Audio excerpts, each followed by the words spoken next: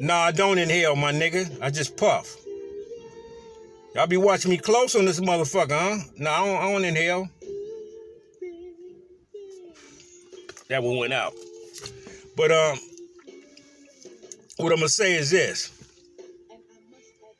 Be true to the game and the game will be true to you. Oh, I'm in the 70 Sedaniville there, youngster. The 70 Sedaniville. Be true to the game will be true to you, man. I'm gonna share a little story real quick. Pay attention. You gotta be true to the game. There is a game god. I had a youngster I took with me out of town. Well, I had a bunch of them already out there. Like I said, I used to go to different hoods and just recruit youngsters and send them out of town. And that's what I be saying about I never gang bang, because I know gang members will get along as long as they making money. Everybody eating, everybody happy. That's what I be trying to say, man. The streets didn't change. Well, I took this youngster with me, and I took him out of town, groomed him, showed him the game. He was a good little soldier. And the stories I talk about, I'm clear to talk about them. I did my time for it, man. The feds seized a lot of shit from me. I appreciate that, homie. Talking about be careful what I talk about. I did my time, man. I did my fed time. The feds work different. Once they seized all my shit back then. They got what they got. It's called double jeopardy, dude. I could talk about what the fuck I want to talk about right now, dude. They already seized what they seized back then.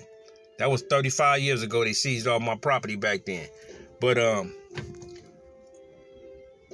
everything I earn now is all legit, my nigga. I'm gonna say this.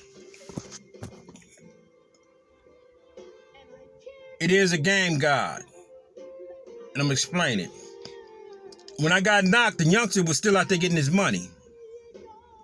He bubbled, started buying 10 bricks on his own, started buying them 10 birds of his own. And while I was doing my time, man, the nigga didn't send me a dime on my books. But I'm gonna share this. He came to Cali to come get some work. They drove back. This was like 6 months when I was already doing my time. No, longer than that, man. It was about my second or third year in my bid, doing my time. And the nigga was up. He was up out there.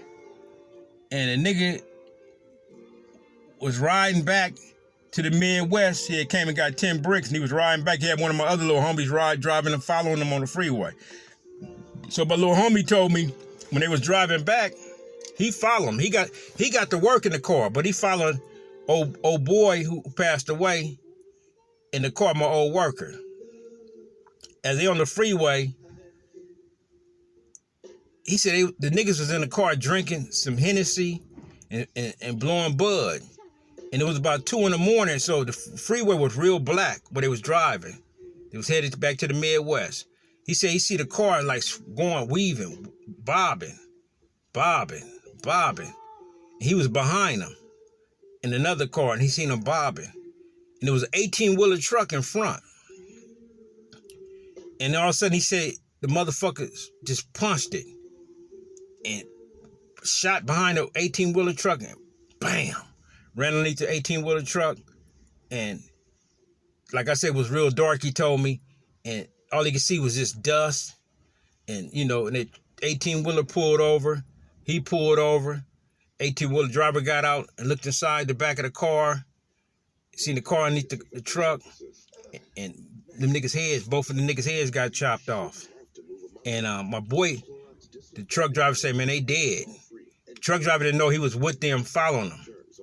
And he got back in the car and went on to the Midwest with the work and dumped it and got back on the freeway. So that was his bag. You know what I'm saying? He came up and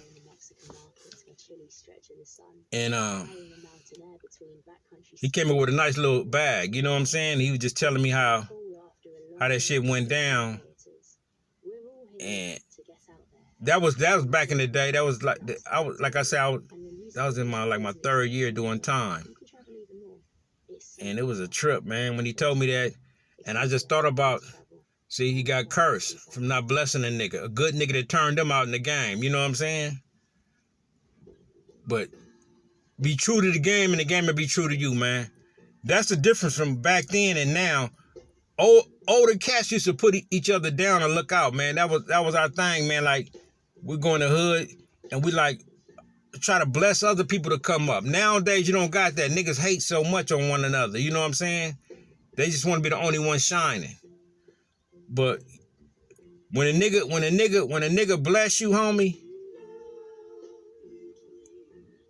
and you get up, never forget that, dude. Never forget that. Cause when I came home, I didn't have nothing, my nigga. And I trip off a lot of these cats nowadays. They didn't even get knocked, and I come home and they were so-called ballers. They broke and got jobs at 58 years old or 60 years old. Nigga, come on, my nigga. I don't understand that, nigga. That's the retirement age, my nigga. You know what I'm saying? But that's just some game for you youngsters, man.